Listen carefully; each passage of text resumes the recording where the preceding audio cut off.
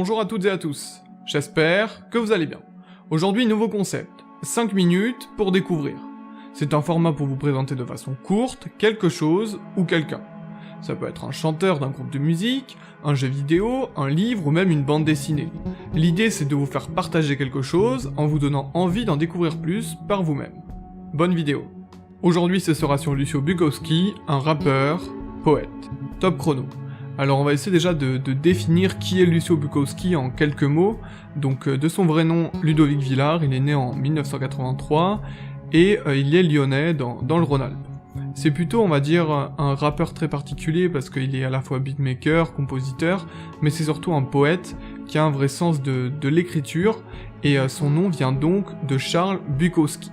Alors voilà, si on regarde un petit peu aussi tout son parcours, il est vraiment, on va dire, très identifié dans certains groupes, notamment l'Animalerie, et où il va faire ses œuvres, et Austerlitz, où en fait ça va lui permettre de bien exprimer son talent dans ces deux collectifs, notamment sur YouTube, et puis il s'est forgé une réputation comme ça, d'avoir un petit peu un hip-hop alternatif.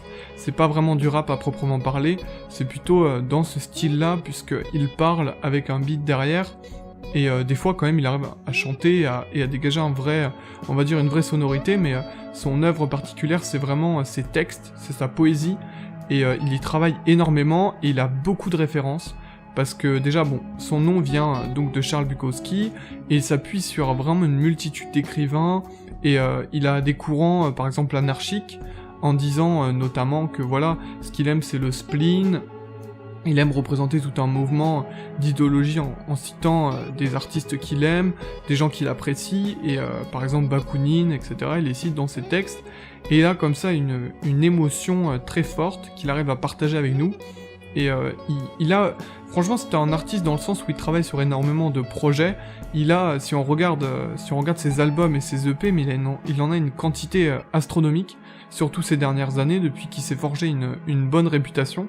Il a notamment, son premier album c'était en 2012 avec 100 signatures, travaillé donc avec Austerlitz, et ensuite il a une multitude de projets, mais vraiment énormément. L'art raffiné de l'Ekimos qui est très bien. Moi, un de mes préférés vraiment, je crois que c'est un EP qui s'appelle, laissez-moi retrouver le nom, je crois que ça s'appelle L'Homme Vivant, voilà, ça doit être ça.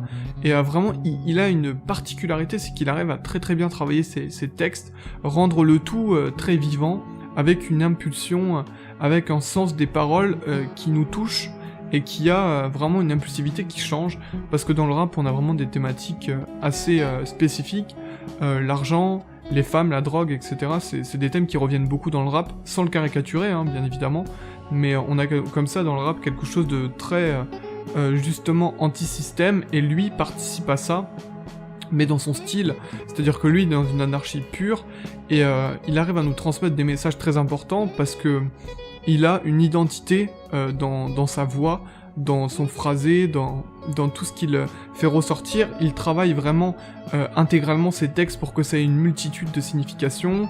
Il a un style qu'il définit vraiment particulièrement par rapport à d'autres, de par vraiment cet atout poétique, de construire même un texte en vers qui a du sens, et il est comme ça très très fort.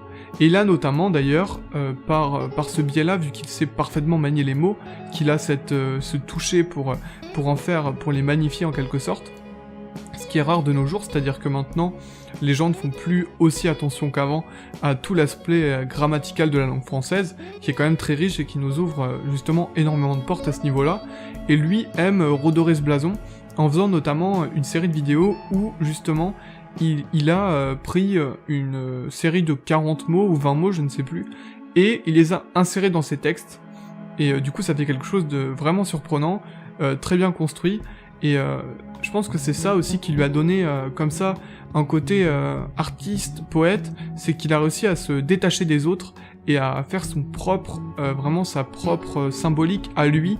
Il s'est créé son propre univers, et c'est très intéressant à remarquer, parce qu'il a vraiment...